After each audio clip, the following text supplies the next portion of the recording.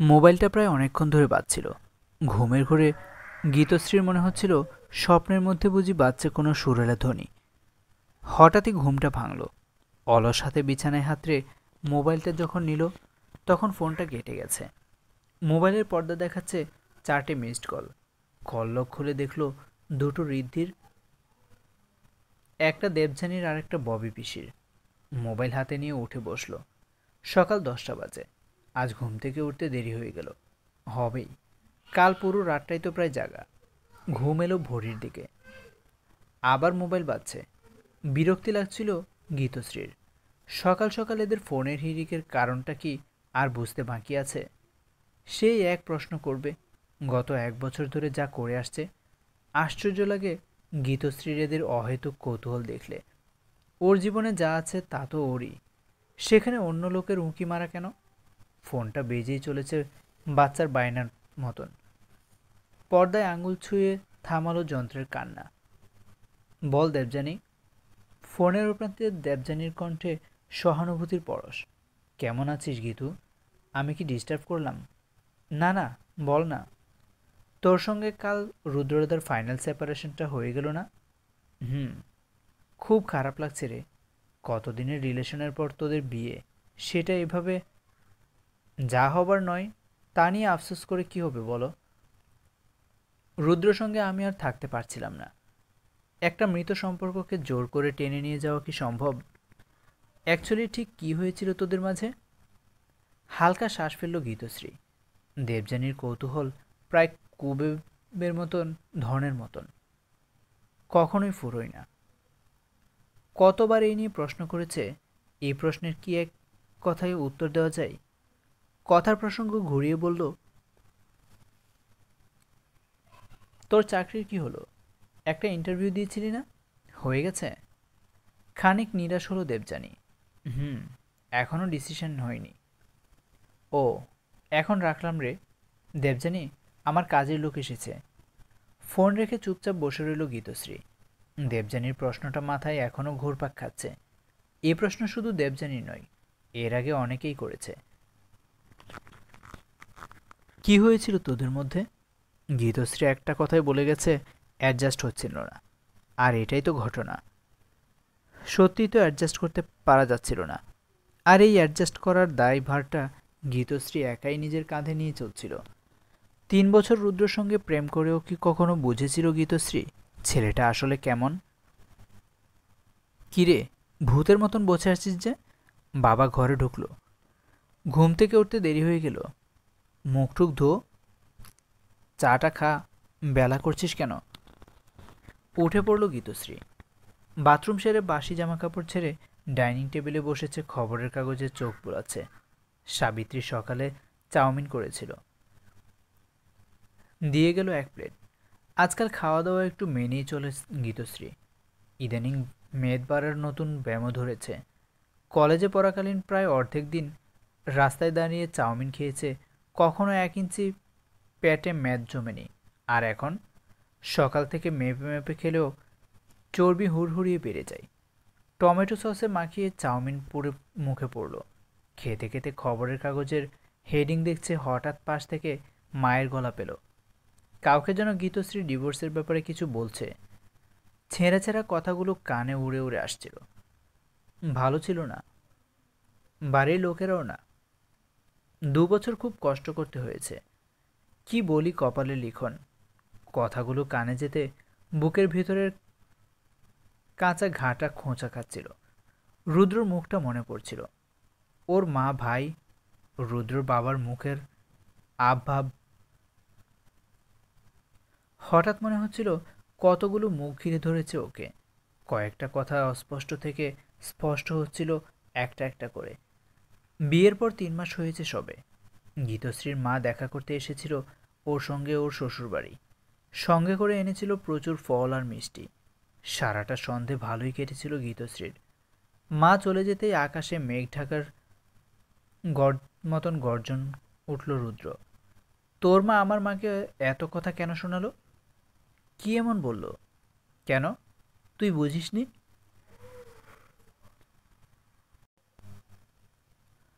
না, অবাক হয়েছিল গীতশ্রী। তোকে কি আমাদের বাড়িতে খুব খাটতে হয়? গীতশ্রী চুপ করে গিয়েছিল, কিন্তু রুদ্র থামেনি। উনি কি করে বললেন আমার মেয়ে একদম পরিশ্রম করতে পারে না? বাড়িতে কোনোদিনও কোনো কাজ করেনি। তো তোকে এ বাড়িতে কিছু করতে হয়? তাতে এত উত্তেজিত হওয়ার কি আছে? যা সত্যি মা তাই বলেছে। এ বাড়িতে আমি যা করি, বাড়িতে তার এক আনাও করতাম না। দেখ গীতু, আমাদের বাড়িতে এই বিয়ে প্রথমে মানতে চাইছিল না। আমার মুখের দিকে চেয়ে সবাই মেনে নিয়েছে। সেখানে তোর মাকে আমাদের ব্যাপারে ইন্টারফেয়ার করতে বারণ করবি? তুই কিন্তু বাড়াবাড়ি করছিস রুদ্র। আমি আমার মাকে নিয়ে তোর এসব বক্তব্য চুপ করে শুনবো না। আমার মা তোর মায়ের কথায় হার্ট হয়েছে বলে বলা, যেন এরকম দ্বিতীয় দিন না হয়। তুই কি আমায় থ্রেট দিচ্ছিস? বোঝানোটা যদি তোর কাছে থ্রেট হয়, তবে থ্রেট। ওসব থ্রেট ফেট নিজের কাছে রাখ, আমাকে শোনাতে আসবি না। এখন বুঝছি। কি কি বুঝছিস? আমাকে বিয়ে করে ভুল করেছিস? রুদ্র একরকম ধাক্কা দিয়ে চলে গিয়েছিল সেদিন। সামান্য একটা ঘটনা, কিন্তু সেটাকে ঘিরে কলহের ভিড় যদিও সেদিনই থামেনি। রুদ্রদের পাড়ার মোড়ের দোকানে স্কুলের বন্ধু পাপিয়ার দাদার সঙ্গে হঠাৎই দেখা হয়ে গিয়েছিল।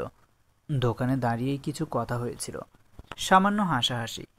পুরনো দিনের গন্ধ গায়ে মেখে ঘরে ঢোকার সঙ্গে সঙ্গে রুদ্রর প্রশ্ন উত্তর পর্ব শুরু। কার সঙ্গে কথা বলছিলি? দ্বিজেন্দার সঙ্গে। তুই কখন দেখলি? দ্বিজেন্দাকে? কেন, কোনো পুরুষের সঙ্গে বুঝি কথা বলতে নেই? শ্রীমান রুদ্রর বুঝি তাতে রাগ হয়? মজার ছলে বলেছিল গীতশ্রী। রুদ্রর গলায় দুহাত ঝুলিয়ে দিয়েছিল খানিকটা আদুরে ভঙ্গিতে। রুদ্র এক ঝটকায় হাত সরিয়ে বলেছিল, আমি কিন্তু ওই টাইপের ছেলে নই যে বউ যা করবে তা মুখ বুজে মেনে নেবে। রুদ্র, আমি এরকমই, এতে খারাপ লাগলে কিছু করার নেই। ব্যাঙের ছাতার মতন গজানো ছোটোখাটো ঝগড়া বিবাদগুলো সেই দিন বড় চেহারা নিল যেদিন গীতশ্রীর বাবা প্রায় 10 কিলোর উপর ল্যাংড়া আম নিয়ে এলেন গীতশ্রীর শ্বশুরবাড়িতে। প্রথমে সবাই খুশিতে ডগমগ হলেও গীতশ্রীর বাবার একটা কথাই হঠাৎ করে যেন তাদের গায়ে ফোসকা পড়ে গেল। ল্যাংড়া আমের গন্ধে বাড়ি মম করছে। গীতশ্রীর বাবাও উৎফুল্ল। রুদ্র মাকে বললেন, এখনই সবাইকে কেটে দিন বিয়ান, সবাই খাক, বিয়াইকে দিন। তা তো দেব, কিন্তু এত আনলেন কেন? মেয়েটার কথা মনে পড়তে নিয়ে এলাম। ও বাড়িতে থাকাকালীন আমার বেটি খুব আম খেত, আর ল্যাংড়া তো ওর প্রিয় ছিল, তাই ভাবলাম মেয়েটার জন্য নিয়ে যাই। তা মেয়ের জন্যই আনতে পারতেন, এত না আনলেই হতো। তা কেন, মেয়ে খাবে আর বাকিরা খাবে না? আসলে আমাদের বাড়িতে আমটা খুব খাওয়া হয়, তাই ভাবলাম বিয়ের প্রথম বছর মামুনির আম খাওয়া হচ্ছে কি না হচ্ছে আমি দিয়ে আসি। সঙ্গে সঙ্গে ফোঁস করে উঠেছিল রুদ্র বাবা। তার মানে আপনি ধরেই নিয়েছিলেন আমাদের বাড়িতে আমটাম আসে না? কথার ঝাঁঝটা বুঝে হাসির মোড়কে তা লঘু করতে চেয়েছিল গীতশ্রীর বাবা। হ্যাঁ হ্যাঁ, তা কেন? আচ্ছা তো মশাই, প্রথমে তো তাই বললেন, এখন হেসে জোড়াতালি দিচ্ছেন। গীতশ্রীর বাবা কোনো দিনই ঠান্ডা মাথার মানুষ ছিলেন না। তারপর রুদ্র বাবার চেয়ারে বসে বসে পায়ের উপর পা চাপিয়ে এমন ধারার কথা হজম করে যাওয়ার মানুষও তিনি নন। ধীরস্থির গলায় বলেছিলেন, আপনার মতে তবে বিবাহিত মেয়েদের কথা ভেবে তার জন্য কিছু আনা কি খুব অন্যায় হয়ে গেল নাকি? কিছু আনা অন্যায় নয়, আপনার কথা বলার ধরন ঠিক নয়। এখন এই বয়সে এসে আমাকে আপনার কাছ থেকে কথা বলা শিখতে হবে? গীতশ্রী ছুটে এসেছিল ওদের মাঝে। বাবা, তুমি মাথা ঠান্ডা করো। হ্যাঁ হ্যাঁ, তোমার বাবাকে বোঝাও, ওনার কথাবার্তা আমার ভালো লাগলো না। রুদ্র বাবার ছুঁট ফোটান কথায় গীতশ্রীর বাবা ফেটে পড়লেন। আমাকে বোঝাতে হবে না, আমি যা বোঝার বুঝে গেছি। কিভাবে তোমাকে এখানে থাকতে হয় তার বলতে হবে না।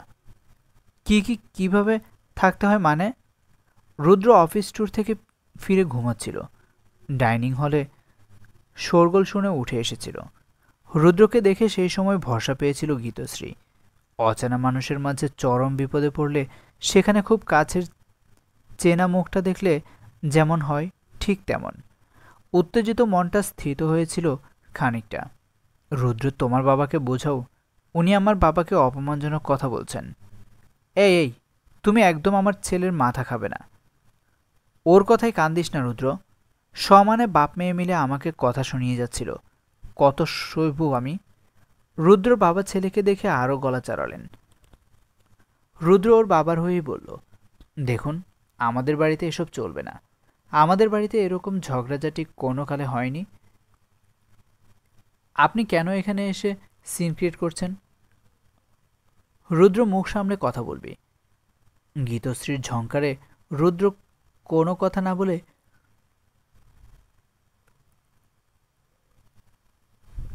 ভিতরের ঘরে ঢুকে গেল।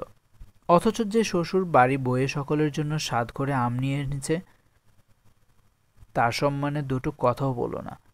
গীতশ্রীর বাবা রাগে অপমানে কাঁপতে কাঁপতে বেরিয়ে গিয়েছিল ওদের বাড়ি থেকে।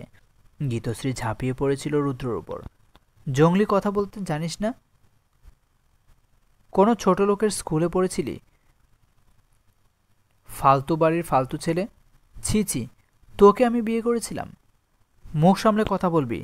আমাদের ফ্যামিলিতে কেউ এভাবে কথা বলে না। কেউ এইভাবে কথা বলে না রে, পরিস্থিতি মানুষকে বলতে শেখায়। আর তুই যা, তোকে তাই বলেছি। আমার জীবনের সবথেকে বড় ভুল তোকে বিয়ে করা। তাতে কি আমিও কিছু কম পস্তাচ্ছি? তবে তো একটা ডিসিশনে এলেই হয়। হ্যাঁ, হয়তো। আমার কোনো আপত্তি নেই। সেই দিনই এক কাপড়ে ও বাড়ি থেকে চলে এসেছিল গীতশ্রী। আর ওর আসার 24 ঘন্টা যেতে না যেতেই রুদ্র চলে এলো গীতশ্রীর বাড়ি। দরজা খুলেছিল গীতশ্রীর মা। ও মা, রুদ্র যে। গীতশ্রীর মাকে প্রণাম করে ঘরে ঢুকেছিল রুদ্র। আন্টি প্লিজ, গীতকে বোঝান। ও ছোট ছোট ব্যাপারে হাইপার হয়ে পড়ে। আমি মানছি আমার মাথা গরম, চট করে রেগে যাই, কিন্তু ও একটু অ্যাডজাস্ট না করলে কি করে হবে? অ্যাডজাস্ট করার দায়িত্বটা কি একা আমারই? ক্ষিপ্ত বাঘিনীর মতন ছুটে এসেছিল গীতশ্রী। না, দুজনেরই। প্লিজ গীতায় বাড়ি চল। আর হবে না। আমি বাড়িতে সবাইকে বুঝিয়ে দিয়েছি। তোর বাবা মানে আঙ্কেলের অফিসে গিয়েও মাপ চেয়েছি। এবার তো চল। রুদ্র কয়েকটা কথাতেই মোমের মতো গলতে শুরু করেছিল গীতশ্রী। সঙ্গে সঙ্গে চলেও এসেছিল রুদ্রর হাত ধরে। তারপর রুদ্র কত চেঞ্জ, সেই কলেজের রুদ্র হয়ে গেল। দীঘার টিকিট কাটলো, ভালো হোটেল বুক করলো, দুজনে একসঙ্গে এলো দীঘাতে। সমুদ্রের ঢেউয়ের মতন রুদ্রর প্রেম আছড়ে আছড়ে পড়ছিল গীতশ্রীর বুকে। হোটেল রুমে রুদ্রর গা ঘেঁষে গীতশ্রী শুয়ে। সকাল থেকে প্রায় 5 ঘন্টা সমুদ্রে দাপাদাপি করে ক্লান্ত শরীর বিছানায় এলিয়ে রুদ্রের উন্মুক্ত বুকে বিলি কাটছে। আমরা সবসময় এইভাবে থাকতে পারি না রুদ্র। আমি তো তোকে সবসময় এইভাবেই চাই গীতাই। রুদ্রর প্রেম সারা শরীরে ছেয়ে গিয়েছিল গীতশ্রীর। সব কিছুই ভালো লাগছিল। সমুদ্রের ঢেউ, আকাশের বুকে টুকরো টাকরা মেঘ, মন্দারমণির ঝাউবন, সৈকত বিছানো বালি, সব ভালো লাগছিল। গীতশ্রীর মনে হচ্ছিল স্বপ্নের দেশে এসেছে, সেখানে আছে ওর স্বপ্নের রুদ্র আর ওর স্বপ্নের পৃথিবী। 3 দিনের ট্যুর কেটেছিল সুখের ঘোরে। ফেরার সময় গীতশ্রীর মা বাবা রুদ্র বাড়ির সবার জন্য কিছু না কিছু শপিং করে ফিরেছিল দুজনে। বাড়ি ফিরে দিনগুলোও কাটছিল হাওয়ায় ওড়া পালকের মতন। রুদ্রর মেজাজ সবসময় কুলফির মতন গলে গলে পড়ছে। অফিস থেকে ফিরেই গীতু গীতু শুরু। জ্যৈষ্ঠের এক সকাল। ঘুম থেকে ওঠার পরই সেদিন থেকে আকাশের মুখ ভার ছিল। কাঁদবো কাঁদবো করেও কাঁদতে না পারা দুঃখিনী বধূর মতন ধমধমে মুখে। দক্ষিণ দিকের আকাশটা লাল আলোর ছটায় বিছিয়ে রয়েছিল। বাইরেটা যেন থেমে রয়েছে, একটা গাছের পাতাও নড়ছে না। গীতশ্রী ওর বেডরুমে ওর ফার্নিচারগুলো মুছছিল। এক ফাঁকে শাশুড়ি পর্দা সরিয়ে উঁকি মেরে গেলেন। খানিক পর রুদ্রর ভাই সৌমেন এলো ওর ঘরে। গীতশ্রী সবে কাঁচা বিছানার চাদর টান টান করে পেতেছে। সৌমেন এক লাফে খাটে উঠে পড়ল। পা মুছে খাটে ওঠার ওর কোনো কালেও অভ্যাসটি নেই। নোংরা পায়ের কালো দাগ পড়ল বিছানার চাদরে। ঠ্যাংয়ের উপর ঠ্যাং চড়িয়ে মোবাইল নিয়ে খুটখাট শুরু করল সৌমেন। গীতশ্রী যদি সেদিন কিছু না বলেই চুপচাপ ঘর থেকে বেরিয়ে আসতো, তবে হয়তো কিছুই হতো না, বা হয়তো সেদিন না হলে অন্য একদিন হতো। গীতশ্রী ওয়ার্ডরোব মুছছিল। সৌমেনের দিকে ফিরে বলল, পা নামছে খাটে ওঠ কেন সৌমন? আমি কোনো কালেও পা পা পা মুছে খাটে উঠি না। যা কোনো কালে করনি তা করলে দোষ না সৌমেন। আমিও কোনোদিন ডাস্টিং করিনি, জামা কাপড় কাচিনি, কিন্তু এখন করছি। তোমার সাথে আমার মেয়েদের করতেই হয়। পরের বাড়ি থাকবে আর নিজের অভ্যেস না বদলে যাদের বাড়িতে থাকবে তাকে বদলাতে আসবে। হুম, যত সব। খুব বিরক্ত লাগছিল গীতশ্রীর। ওর সঙ্গে বিন্দুমাত্র কথা বলতে ইচ্ছে করছিল না, তবুও বলছিল, তুমি কোন অন্ধকার যুগে বাস করো সৌমেন? তোমার বউ মনে হয় তোমায় শুধরোতে পারবে। বিয়েটা হোক, তারপর বুঝবে। হাসতে হাসতে মোবাইল হাতে সোজা হয়ে বসল সৌমেন। আমি দাদা নই বৌদি। বিয়ে করা বউ যদি বেশি ট্যাটু করে, দেব ঠাটিয়ে দুটো থাপ্পড়, এমনিই শুধরে যাবে। আর তারপর তোমার ফ্যামিলি শুদ্ধ লোককে পুলিশ এসে যখন কোমরে দড়ি পরিয়ে নিয়ে যাবে তখন? জানো তো, দেশের আইন এখন মেয়েদের পক্ষে। কি করবে তখন? আমার তো ভেবেই ঘাম ছুটছে। তোমার জন্য তো দেখছি আমাকেও জেলের হাওয়া খেতে হবে। উপায় নেই, আমিও তোমাদের বাড়ির মেম্বার। ওসব কথা ছাড়ো বুঝলে। আমাকে পুলিশ দেখিও না, আমার সব জানা আছে। আমি শুধু জানি যার বেশি সাহস তাকে ঠাটিয়ে রাখাই ঠিক। আর তুমি আমাকে কি এত কথা বলছো? নিজের ঘরটুকু পরিষ্কার করছো, বাকি ঘরগুলো কে পরিষ্কার করবে? তোমার বাবা? কথাটাই হঠাৎ করে কানের লতি গরম হয়ে গিয়েছিল, গলা চড়িয়েছিল গীতশ্রী। খুব সাবধান, যত বড় মুখ নয় তত বড় কথা। কার সম্বন্ধে কথা বলছো তুমি জানো? আমার বাবার নখের যোগ্য তুমি? লোফারের মতন মুখ করে হেসেছিল সৌমেন। কেন, তোমার বাবা কত বড় নেতা যে আমাকে ভয় পেতে হবে? আমাদের পার্টি অফিসে তোমার বাবার মতন লোককে ট্যাঁকে গুজে চলবে। মাথাটা দাউ দাউ করে জ্বলতে শুরু করেছিল গীতশ্রীর। রাগে হাত পা শক্ত হয়ে আসছিল। সৌমেন খাটে বসে মেজাজে কতগুলো ছুঁড়ে ছুঁড়ে দিচ্ছিল। গীতশ্রী তীর বেগে ওর সামনে এসে এক খামচে ওর চুলের মুঠি ধরে ঝাঁকালো। তারপর এক হাতে কান টেনে ধরে পরের চরের পর চর। আচমকা এমনটা হবে সৌমেনও বুঝতে পারেনি। এলোমেলো চরগুলো সামলে হঠাৎ গীতশ্রীর হাত ধরে ফেলল। তারপর ওর দুহাত মুচড়ে ধরল। দাদার বউ না হলে এ হাত ঘুরিয়ে দিতাম। ব্যথায় কুঁকিয়ে উঠল গীতশ্রী। ওর চিৎকার শুনে রুদ্রর মা বাবায় কেউ এলো না। দপাদপ পায়ে সৌমেন ঘর থেকে বেরিয়ে গেল। রাগে অপমানে মোচড় হওয়া হাতের যন্ত্রণায় সব যেন গুলিয়ে যাচ্ছিল গীতশ্রীর। ঠাই সকাল থেকে দুপুর পর্যন্ত বসে রইল বিছানায়। দুপুরে স্নান সারল, কিন্তু খেল না। খিদে তেষ্টা ব্যথা জ্বালা কোনো অনুভূতি উপলব্ধি করতে পারছিল না। আজ পর্যন্ত কেউ ওর গায়ে হাত তোলেনি, বাবা পর্যন্ত না। সেখানে বয়সের ছোট সৌমেনের এত বড় ধৃষ্টতা কিছুতেই মানতে পারছিল না গীতশ্রী। সন্ধ্যের সময় রুদ্র অফিস থেকে ফিরতে গীতশ্রীর চোখ মুখ দেখে জিজ্ঞেস করল, আবার কি হলো? রুদ্র জিজ্ঞাসায় যদি মায়ের সিক্ততা থাকত, হয়তো তাতে খানিকটা ভিজে যেত গীতশ্রীর খড়খড়ে হয়ে যাওয়া সারাদিনের উগ্র মেজাজটা। কিন্তু ওর কথার ভেতরের ব্যঙ্গ হোক বা একমুঠি তিক্ততা ভরা একটা সাধারণ প্রশ্নই হোক, কথাটাই আপন ভাব তো ছিল না মোটেই। যদি রুদ্র বলতো, এ কি মুখ শুকনো কেন, কি হয়েছে, তখন হয়তো গোমট আকাশ ভেঙে নামতো বাড়িধারা। কিন্তু রুক্ষতার পরশে কোমলতা আর কি করে পাওয়া যাবে? মেঘের ঘুরঘুর করার স্বরে গীতশ্রী বলল, তোদের বাড়িতে যেটা স্বাভাবিক তাই হলো, পরিষ্কার করে বল। আজ সৌমেন আমার হাত মুচড়েছে। সঙ্গে সঙ্গে বাইরের ঘর থেকে ছুটে এলো রুদ্রর মা। ঠিক জানতাম, ঠিক জানতাম, নিজের দোষ ঢেকে সৌমেনকে ফাঁসাবে। ঝেঁঝে উঠল গীতশ্রী। দরজার আড়ালে আমার কথা শুনেছিলে? তখন কোথায় ছিলে যখন সৌমেন আমায় মারছিল? ওহ, তুমি মারোনি? মেয়ে মানুষ হয়ে এত বড় দেওরের গায়ে হাত দেওয়ার সাহস কি করে হয় তোমার? তোমরা তো সাংঘাতিক।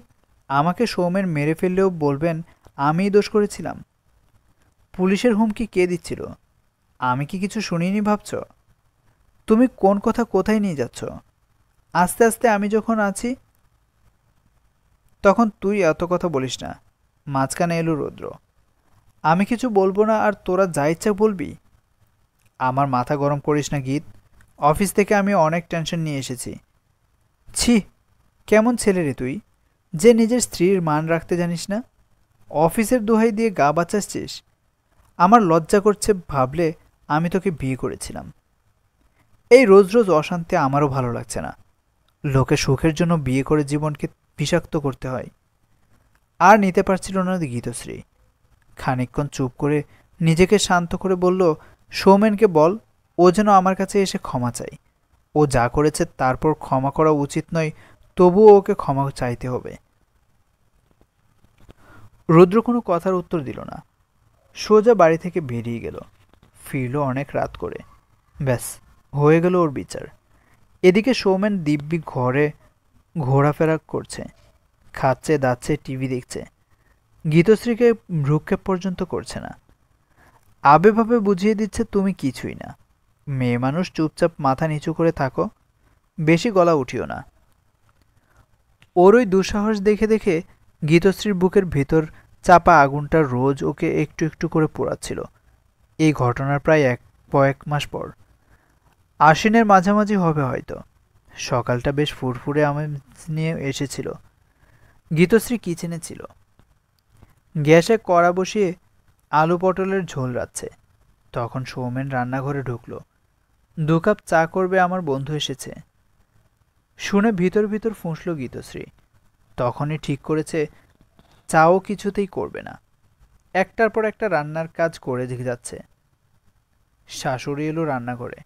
সৌমেনের একজন বন্ধু এসেছে, 1 কাপ চা করো তো। হবে না, গম্ভীরভাবে বলল গীতশ্রী। ও, তবে কি আমাকে করতে হবে? সেটা তোমার ব্যাপার, বলে বেডরুমে চলে এলো গীতশ্রী। কিছুক্ষণ পর শুনছে বাইরের ঘরে চেঁচিয়ে চেঁচিয়ে সৌমেন বলছে, ওকে বলে দাও বাড়িতে থাকতে গেলে বাড়ির লোকের কথা শুনে চলতে হবে। আমি কিন্তু কারো মেজাজ সহ্য করি না, তাই সাহস যেন কম দেখায়। সারা শরীর রিরি করে উঠল গীতশ্রীর। আর ঘরে বসে থাকতে পারল না, চুপ করে তীর বেগে বেরিয়ে এসেছে। এই তুমি কাকে ভয় দেখাচ্ছ? এসব গুন্ডামি নিজের সাকরেদের সঙ্গে করবে, আমার সামনে নয়। সৌমেন ওর মায়ের দিকে তাকিয়ে আঙ্গুল নাড়িয়ে নাড়িয়ে বলল, মা, আমার হাত উঠে গেলে কিন্তু জানি না। হাত ওঠাবি? গর্জে উঠল গীতশ্রী। একবার সেই সাহসটা তুই আজ করে দেখা। গলা ফাটিয়ে চোপ বলতেই গীতশ্রী ঠাঁটিয়ে এক চর বসালো সৌমেনের গালে। সৌমেন ওর চুলের মুঠি ধরে টানতে টানতে টেনে নিয়ে যাচ্ছিল। তখন কিছু একটা ধরার জন্য হাত বাড়াতে ড্রয়িং রুমের শোকেজের উপর রাখা পেতলের ফুলদানিটা হাতে পেতে ওটা শক্ত করে ধরে সোজা বসালো সৌমেনের মাথায়। সঙ্গে সঙ্গে গলগল করে রক্ত। রক্ত দেখে ভয় পেয়ে গিয়েছিল গীতশ্রী। শাশুড়ি হাউমাউ করে উঠল। শ্বশুরও চাচা ছোলা গলায় চেঁচাচ্ছে, গালমন্দ করছে গীতশ্রীর মা বাবাকে। গীতশ্রী শক্ত হয়ে বসে রইল। বেশি গভীর ঘা ছিল না, বাড়িতেই মলমপট্টি করল। রাতে রুদ্র ফিরতে একে একে সব শোনালো হলো তাকে। রুদ্র ঘরে ঢুকে গম্ভীরভাবে বলল, কি চাস তুই? তুই কি চাস? শান্তি। আমি সম্মান চাই রুদ্র, যা তুই দিতে পারবি না। আর আমি চাই শান্তি, যা তোর কাছে কোনো দিনও পাবো না। না না, ও বাড়িতে মেয়েটা আমার এক বিন্দু শান্তি পায়নি, জোরে জোরে বলছিল মা। কথাটা কানে বাজল। হঠাৎ কোনো কোলাহলে মৃত জীবকে ঘিরে উড়ন্ত মৃতজীবী পাখির মুহূর্তে এলো মেলো ভাবে উড়ে যাওয়ার মতন স্মৃতিগুলো উড়ে গেল গীতশ্রীর সম্পর্কের মৃত দেহকে ছেড়ে। মা ফোন রাখল, সোফায় এসে বসেছে, বাবার সঙ্গে কথা বলেছে। গীতশ্রী চেয়ার ছেড়ে উঠল, ধীর পায়ে এলো ওর শোবার ঘরে। খাটের পাশের জানালার পর্দা সরিয়ে বসল। কাপড়ে মার দেওয়ার মতন কড়কড়ে বাইরের রোদটা।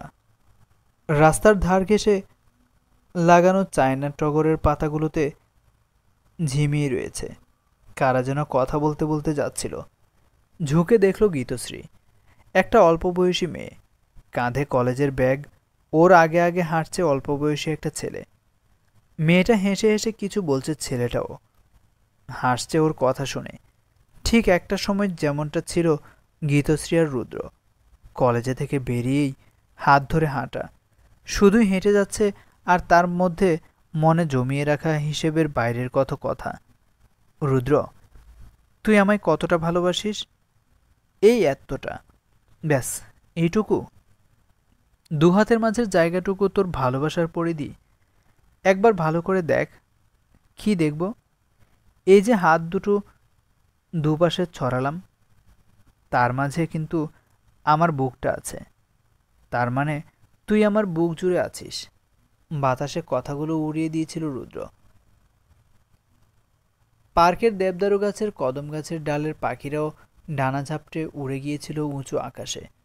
হয়তো ওই শব্দগুলোর সন্ধ্যা নেই। পার্কের সবাই ঘুরে ঘুরে দেখছিল ওদের। গীতশ্রী বুঝতে পারছিল সবাই কেন তাকাচ্ছে। খুব ভালো লাগছিল সব কিছু, আকাশ বাতাস পাখি মানুষ, সব কিছু। মনের পুরুষটি চিৎকার করে নিজের প্রেম ব্যক্ত করলে কার খারাপ লাগে? গীতশ্রী হাসছিল রুদ্রের দিকে চেয়ে, মাথা দুলাচ্ছিল। তুই পারিস রুদ্র। মোবাইলটা বাজতে সেতারের তার ছিঁড়ে যাওয়ার মতন ছন্দ কেটে গেল পুরনো স্মৃতির। হাতে মোবাইলটা নিতে বুকটা ছ্যাঁত করে উঠল। পর্দায় ফুটে উঠছে রুদ্রের নাম। কাঁপা হাতে মোবাইল রিসিভ করলো। কানে চাপল ফোন। হ্যালো। ফোনের ও প্রান্ত চুপ। গীতশ্রী শুনতে পাচ্ছিল ও প্রান্তের মানুষের নিঃশ্বাস প্রশ্বাস। বুকের ভিতরটা হু হু করছিল গীতশ্রীর। মনে পড়ে যাচ্ছিল উকিলের সামনের কথাগুলো। দুজনে তবে মিউচুয়ালি সেপারেশন নিলেন। দুপক্ষই রাজি। এলোমনি চান্নার গীতশ্রী, তাই তো?